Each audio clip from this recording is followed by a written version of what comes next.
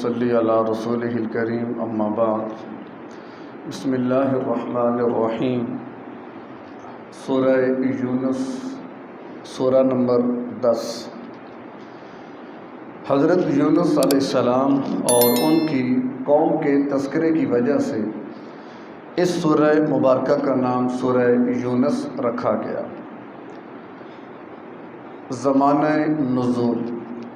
اس سورت کے مضامین سے معلوم ہوتا ہے کہ یہ سورت مکہ میں بالکل آخری دور میں نازل ہوئی ہوگی، یعنی اس کے مضامین اور اس میں جو تفصیلات بیان کی گئی ہیں اس سے یہ معلوم ہوتا ہے کہ یہ مکی دور کا جو بالکل آخر تھا، سن 12 نبوی 13 نبوی 11 نبوی، یعنی ہجرت سے 1-2 سال قبل کا جو وقت ہے اس میں یہ سورہ مبارکہ نازل ہوئی ہوگی، کیونکہ اس کے انداز کلام سے یہ معلوم ہوتا ہے کہ مخالفین کی طرف سے مزاحمت پوری شدت اختیار کر چکی تھی، جیسا کہ پیچھے تفصیل گزر چکی ہے اس کی، اور نبی اور مسلمانوں کو اپنے درمیان وہ برداشت کرنے کے لیے تیار نہیں تھے، اور صورتحال یہ بن چکی تھی کہ اب ان سے مزید ایمان لانے کی امید بھی نہیں رہی۔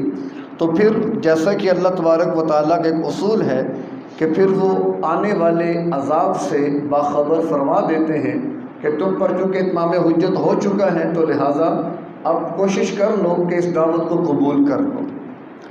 باقی اس سورہ مبارکہ کی مباحث اور مضامین کیا ہیں، تو اس حوالے سے اس سورت میں 2 مضامین تو بطور خاص بیان ہوئے۔ پوری سورت میں 2 مضامین، ایک تو عقیدہ توحید، اس کو بڑی وضاحت کے ساتھ بیان کیا گیا، اور دوسرا موت کے بعد کی زندگی اور جزا سزا۔ یہ بطور خاص اس سورہ یونس کے اندر ان موضوعات پر بحث کی گئی ہے۔ باقی ان دونوں موضوعات کے ضمن میں جو مسائل بیان کیے گئے ان کا خلاصہ یہ ہے کہ نمبر 1، توحید پر ایسے دلائل دیے گئے کہ اگر جاہلانہ تعصب نہ ہو، دیکھیں تعصب کا علاج کوئی نہیں ہوتا، ضد کا علاج کوئی نہیں ہے۔ اگر کوئی ایسا معاملہ نہیں ہے، ایک آدمی سلیم الفطرت خالی الذہن، ایسے دلائل دیے گئے کہ اس کے لیے انکار کی گنجائش باقی نہیں رہتی، لا محالہ اسے ماننا پڑے گا کہ توحید واقعی ماننے کی چیز ہے۔ اسی طرح عقیدہ توحید اور عقیدہ آخرت کو تسلیم کرنے میں جو غلط فہمیاں ہیں پیدا ہو سکتی تھی کہ بھئی ایک اللہ یہ سارا نظام کیسے چلا سکتا ہے، کیونکہ مشرکین میں ایک عرصہ دراز سے نبی تو کوئی آیا نہیں تھا، کوئی کتاب کوئی وحی کچھ بھی نہیں تھا، انہوں نے اپنے ہی خیالات اور توہمات کو مذہب کا نام دے کر اور چند رسومات طے کر کے انہی کو مذہب کا نام دے دیا تھا۔ تو ان کو یہ بات بڑی عجیب لگتی تھی، کیونکہ اپنے مذہب میں انہوں نے ہر کام کے لیے الگ خدا رکھے تھے کہ بارش یہ برسائے گا، یہ حاجت روا ہے، یہ مشکل کشا ہے، یہ ہمیں اولاد دیتا ہے، یہ فلاں کام کرتا ہے، یہ فلاں، اتنے سارے کام ہیں۔ تو ایک بلکہ سورہ صاد میں آتا بھی ہے اجعل الآلہۃ الہا واحدا ان ھذا لشیء عجاب، کہ سارے خداؤں کو ایک کر لیں۔ یہ کتنی عجیب بات کرتے ہیں محمد، کہ سارے کام ایک اللہ کیسے کرے؟ تو اس بنیاد پر غلط فہمیاں ہوتی تھیں، ان کا ازالہ کیا گیا۔ اور ایسی عقیدہ آخرت کہ مشرکین کہتے تھے کہ ہمارے بڑے دنیا سے گئے، نام و نشان مٹ گیا، ہمارا مٹ جائے گا، ہڈیاں بوسیدہ ہو جاتی ہیں، تو پھر کہاں کی آخرت، کہاں کا جزا، کہاں کی سزا؟ تو مختلف ان کو پھر خدشات پیدا ہوتے تھے۔ تو ان یعنی عقیدہ توحید اور عقیدہ آخرت کی بنیاد پر جو غلط فہمیاں پیدا ہو سکتی تھیں یا ہوئی تھیں تو ان کا بھی اس سورہ مبارکہ میں ازالہ کر دیا گیا۔ اسی طرح آپ صلی اللہ علیہ وسلم کی رسالت اور دین پر کیے جانے والے جو اعتراضات تھے ان کے جواب، یعنی کہ دیکھیں کل ہمارے ساتھ تھے، اٹھتے بیٹھتے ہمارے ساتھ تھے، چلتے پھرتے کھاتے پیتے، اچانک کہہ رہے میں نبی بن گیا ہوں۔ کیا کوئی انسان بشر بھی نبی ہو سکتا ہے؟ نبی تو کہ فرشتہ ہو یا فرشتہ اس کے ساتھ اترا ہو، تو یہ کیا کل ہم گٹھے کھیلتے تھے، آج یہ کہہ رہے میں نبی بن گیا ہوں؟ تو مختلف اعتراضات آپ صلی اللہ علیہ وسلم کی رسالت پر اور اسلام پر، تو ان کا بھی اس میں جواب دیا گیا۔ اسی طرح آخرت کی زندگی کے اندر پیش آنے والے احوال بیان کیے گئے کہ دیکھو مرنا، مرنے کے بعد قبر، قبر کے بعد آگے حشر نشر، جتنے مسائل ہیں ان سب کی اللہ تبارک و تعالیٰ نے تفصیل بیان کر دی، تاکہ بعد میں کوئی یہ نہ کہے کہ ہمیں پتہ نہیں تھا۔ یعنی حجت تام کر دی اللہ نے، عذر لا علمی کا ختم کر دیا، ہر چیز اللہ تبارک و تعالیٰ نے واضح فرما دی، تاکہ ایک تو انسان غفلت سے نکل آئے اور دوسرا کل کوئی شکوہ نہ کرے کہ ہمیں پتہ ہی نہیں تھا۔ اور اسی طرح اس بات پر بھی تنبیہ کی گئی اس سورہ مبارکہ میں کہ موجودہ زندگی جو ہے یہ دارالامتحان ہے، اور مہلت کتنی ہے ہمارے پاس؟ جب تک یہ سانس دنیا میں چل رہی ہے، بس جب تک سانس اس وقت تک چانس، جب سانس گیا تو چانس بھی گیا، ختم۔ تو ایک تو ہم دارالامتحان اور دارالآزمائش میں ہیں، اور دوسرا مہلت کب تک ہے؟ جب تک ہم یہاں پر زندہ ہیں۔ جب چلے گئے دنیا سے تو مہلت پھر کیا ہو جائے گی؟ ختم ہو جائے گی۔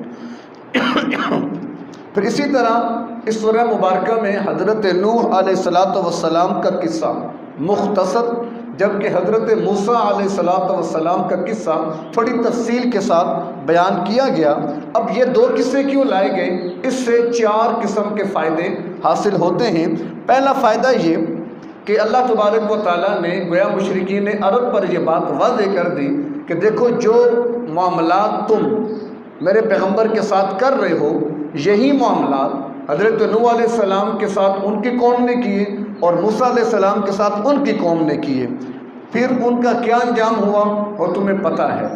نوح علیہ السلام کی قوم بھی پانیوں میں غرق ہوئی، اور موسیٰ علیہ السلام کے مقابلے میں آنے والا فرعون پانیوں میں غرق ہوا، تو گویا ان کا انجام بد تمہارے سامنے ہونا چاہیے۔ تو یہ 2 واقعات بیان کر کے ایک تو یہ ان کو تنبیہ کر دی کہ دیکھو جو معاملات تم میرے نبی سے کر رہے ہو، یہی معاملات اس سے پہلے نوح علیہ السلام اور موسیٰ علیہ السلام سے ہو چکے ہیں۔ پھر کیا ہوا تھا وہ دیکھ لو۔ ایک فائدہ تو یہ۔ دوسرا فائدہ کہ مسلمانوں کی اس وقت کی جو بے بسی کا عالم ہے، ظاہر مکی دور میں آپ صلی اللہ علیہ وسلم اور صحابہ بے بسی کے عالم میں رہے، کوئی اقدام نہیں کیا، حتیٰ کہ کفو ایدیکم کا ایسا حکم تھا اللہ کی طرف سے کہ اگر مشرکین تمہارے ٹکڑے بھی کر دیں تم نے آہ بھی نہیں کرنی، بس برداشت کرنا ہے، برداشت۔ یعنی اللہ تبارک و تعالیٰ نے یہ قصے 2 جب بیان فرمائے تو یہ فائدہ بھی ملا کہ دیکھو بنی اسرائیل بھی بڑے بے بس تھے، اور نوح علیہ السلام بھی بڑی بے بسی کے عالم اور بے چارگی کے عالم میں تھے۔ ان کی دعا ربی انی مغلوب فانتصر، کہ یا اللہ میں تو مارا گیا، میں تو مغلوب ہو گیا، اب تو میری مدد کر دیں۔ تو یعنی کہ جیسے جو اللہ نوح علیہ السلام اور موسیٰ علیہ السلام کی پشت پر تھا، وہی اللہ محمد صلی اللہ علیہ وسلم اور مسلمانوں کی پشت پر بھی ہے، یاد رکھنا۔ پھر ان کی قوم کا کیا حشر ہوا، تمہارا بھی یہ حشر ہو سکتا ہے۔ تیسرا فائدہ کہ یہ بھی ہو سکتا ہے کہ جب تمہارے سامنے حقیقت واضح ہو جائے، جیسا کہ فرعون کے سامنے حقیقت واضح ہو گئی تھی، پانی میں لگے نا تو 4 غوطے، آنکھیں کھل گئیں، نظر آ گیا آگے کا منظر، سمجھ گیا کہ یہ تو بڑا کام خراب ہو گیا، فوراً کہتا ہے آمنت بہ آمنت بہ بنو اسرائیل، کہ میں ایمان لاتا ہوں اسی رب پر جس پر بنی اسرائیل ایمان لاتے ہیں۔ الآن وقد عصیت من قبل، فرمایا کہ نہیں اب نہیں، اس سے پہلے تو بڑا باغی تھا، انا ربکم الاعلی، اور کتنے تم نے لوگوں کو مارا، ذبح کیا، اب نہیں، اب تیرا ایمان کو قابل قبول نہیں۔ تو گویا کہ ان کو بھی تنبیہ کی ہو گئی اس پر کہ ایسا نہ ہو کہ جب تمہیں بھی آئینہ ہوتے تو پھر تم بھی کہو جی اب ہم بھی ایمان لاتے ہیں، تو اس وقت تمہارا پھر ایمان قابل اعتبار نہیں ہوگا۔ اور اسی طرح چوتھا فائدہ یہ ہوا کہ اس میں مسلمانوں کے لیے اور آپ صلی اللہ تعالیٰ علیہ وسلم کے لیے کیا ہے؟ تسلی کا سامان ہے کہ آپ پریشان نہ ہوں، غمگین نہ ہوں۔ نوح علیہ السلام نے بھی تقریباً 950 سال، کہنا بڑا آسان ہے، ہم 2 یا 3 مرتبہ کسی کے دروازے پہ جائیں نا تو پھر ہمارا جی نہیں چاہتا وہاں جانے کا، اس سے ملنے کا بھی جی نہیں چاہتا، یار 2-3 چکر لگائے، بات سننے کو تیار نہیں ہے۔ تو سوچے نوح علیہ السلام ایک بندے کے پاس کتنی بار گئے ہوں گے، 950 سال صرف تبلیغ کی عمر ہے جس میں آپ نے لوگوں کو حق اور دین کی دعوت دی ہے۔ تو اب 950 سال کیا حالات رہے؟ تو گویا کہ مسلمانوں کو اس میں تسلی دی جا رہی ہے کہ تم پر ویسے حالات نہیں آئے، ابھی تمہیں 13 سال ہی ہوئے دعوت دیتے ہوئے، انہوں نے 950 سال کا عرصہ لگا دیا، اور کتنے لوگ مسلمان ہوئے؟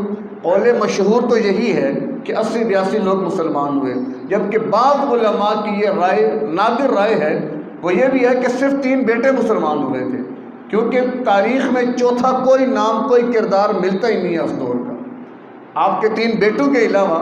اور ویسے بھی آپ کو ابو البشر ثانی کہا جاتا ہے، کیوں کہ آدم علیہ السلام سے نوح علیہ السلام تک کا 1000 سال کا زمانہ، پھر اس وقت روئے زمین پر جتنے بھی انسان آباد تھے، جب طوفان نوح آیا تو جو بھی غیر مسلم تھے سب ختم ہو گئے تھے، صرف آپ کے 3 بیٹے جو مسلمان ہوئے، پھر ان سے آپ کی آگے نسل چلتی ہے۔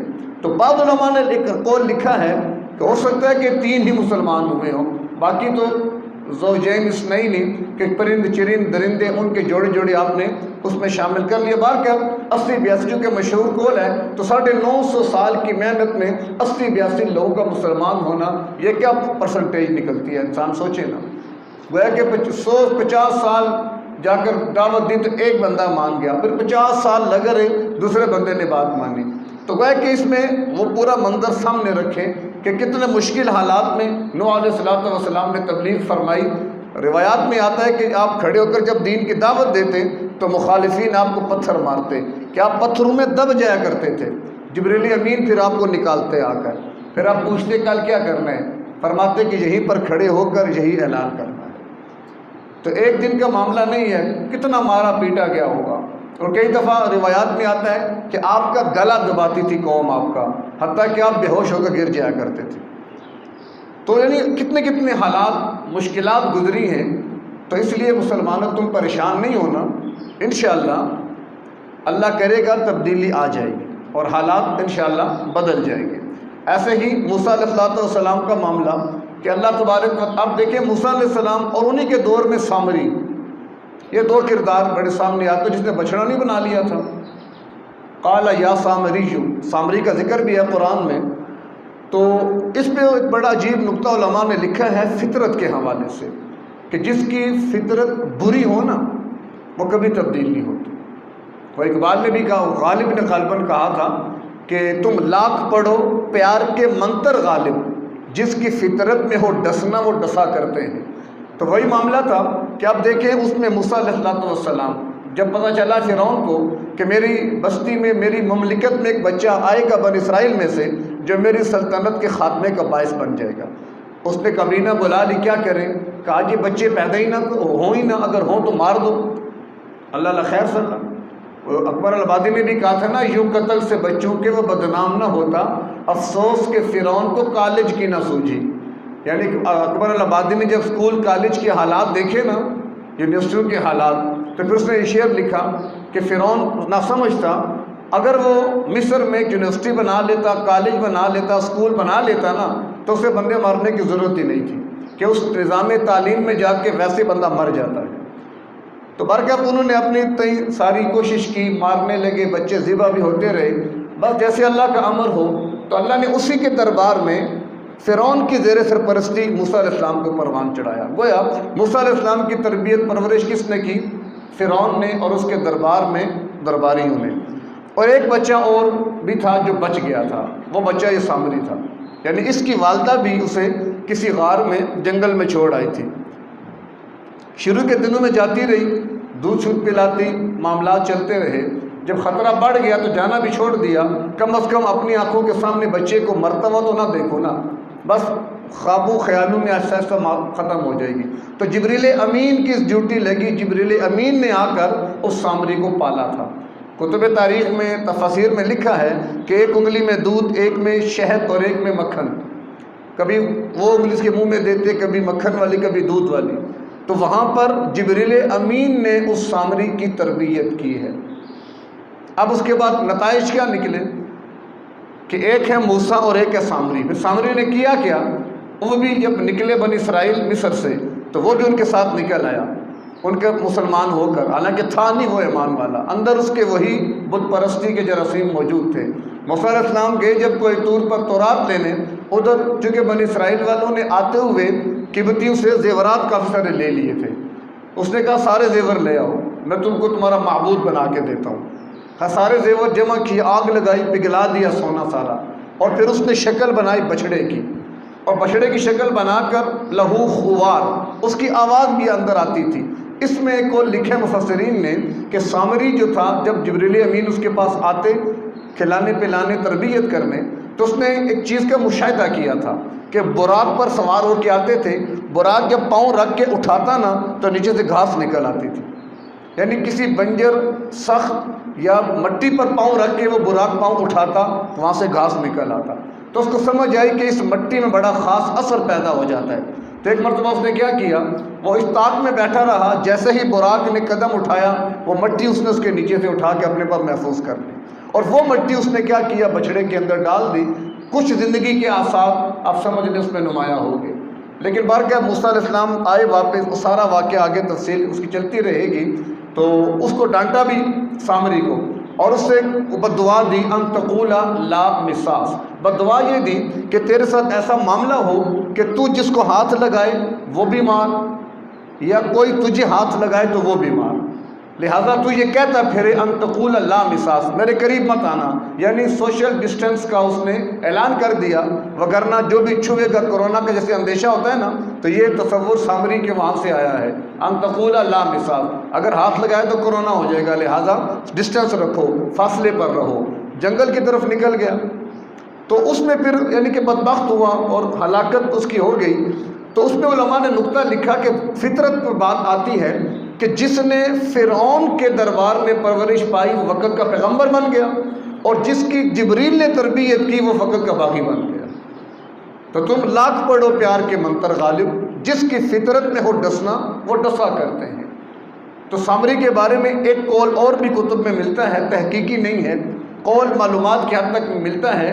دجال کے بارے میں جتنی بھی تفصیلات آتی ہیں کہ وہ محیر العقول قسم کا آدمی ہوگا، کوئی سپر مین قسم کا آدمی ہوگا، وہ یہ بھی کر لے گا، وہ یہ بھی کر لے گا۔ بعض لوگوں نے یہ کہا ہے ہو سکتا ہے کہ وہی سامری جو ہے یہ دجال بن کے آئے، کیوں کہ موسیٰ علیہ السلام نے بد دعا دے کے اس کو بھیج دیا، وہ جنگلوں میں چلا گیا، پھر کوئی خیر خبر نہیں ملی اس کی۔ تو ہو سکتا ہے یہ وہی ہو دجال، لیکن یہ کمزور ترین قول ہے، کیونکہ جو کام وہ کرتا تھا نا سامری، اس سے اندازہ تو جبریل امین پرورش کر رہے ہیں نا، تو کچھ نہ کچھ تو کہتے ہیں نا ماحول کا اثر ہوتا ہے۔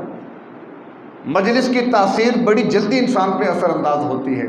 صحبت سالے تورا سالے کنن، صحبت تالے تورا تالے کنن، اگر کسی نیک صحبت میں بیٹھو گے تو نیک بن جاؤ گے، اگر کسی بری مجلس میں بیٹھو گے تو برے بن جاؤ گے۔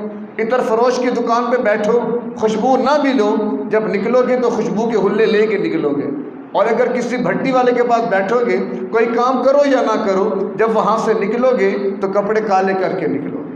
تو صحبت کا بڑا اثر ہوتا ہے، اور سب سے بہترین جو صحبت ہے وہ رب کے قرآن کی صحبت ہے، کہ قرآن کی صحبت میں جتنا وقت گزرے گا وہ وقت قیمتی بنے گا۔ اور ہر جگہ ہر صورت میں پیغام یہی بار بار دیا جا رہا ہے کہ اللہ تبارک و تعالیٰ کو واقعی اللہ مان لو۔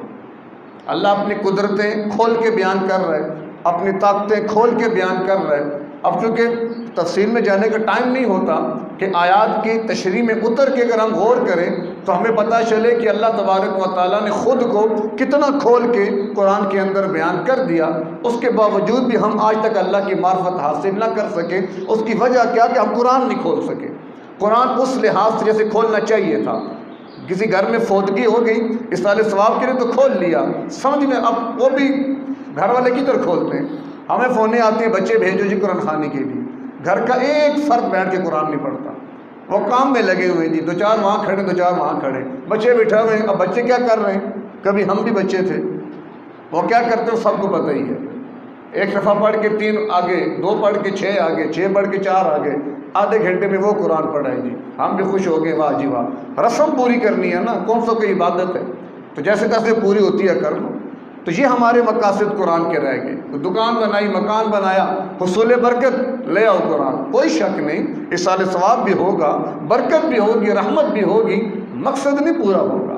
مقصد کب پورا ہوگا، جب قرآن کے آفاقی پیغام کو سمجھ کر پھر اس کے مطابق ہم زندگی بسر بھی کریں۔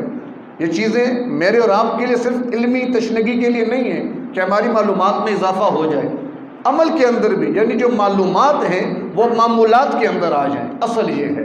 اور اس کے لیے ظاہر ایک فکر چاہیے کہ ہم واقعی خود کو محتاج سمجھ کر فکر مند ہو کر کہ ہم اس رمضان کی برکت سے اور اس قرآن کی برکت سے اپنی عملی زندگی کو اتنا اچھا بنا لیں کہ ہم اللہ کو پسند آ جائیں۔ بس جس کو اللہ نے پسند کر لیا اس کے تو پھر کیا ہی کہنے۔ تو اللہ ہمیں قرآن کا یہ نور، یہ فہم اور یہ تعلق نصیب فرمائے۔